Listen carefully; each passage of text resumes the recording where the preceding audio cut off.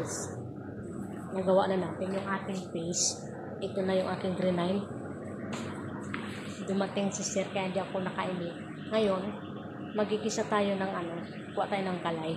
Kalay is yung lutuan. Ito na guys yung ating Ito na yung ating kalay. Magigisa ulit tayo din ng sabi nga dito, magigisa tayo ng maglalagay tayo ng kaunting mantika at ghee. Yung ghee ay ito yun.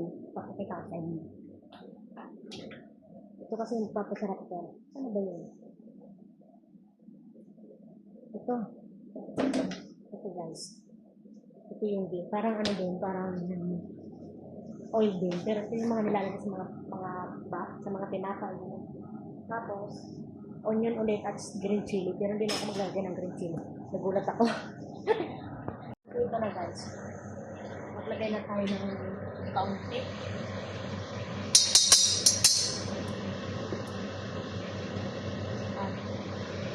Mantika. Ay! So, ayan na guys. Naglagay na ako ng ito. Ghee.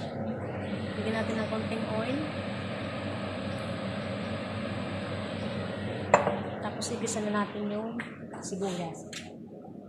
Yung sibuyas, guys, kalahati lang nilagay ko kasi di ba ang dami ko na nilagay din. So, ilagay na natin.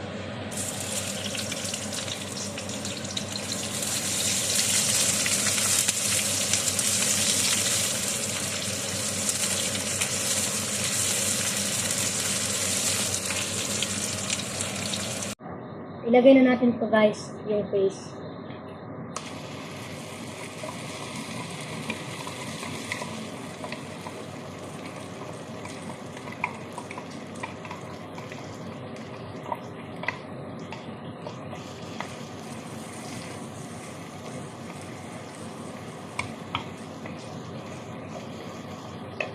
Ilagay natin yung tubig na nilagay ko. Para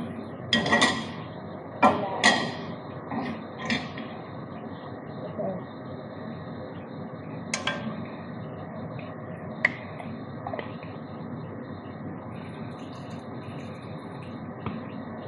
Ayan guys.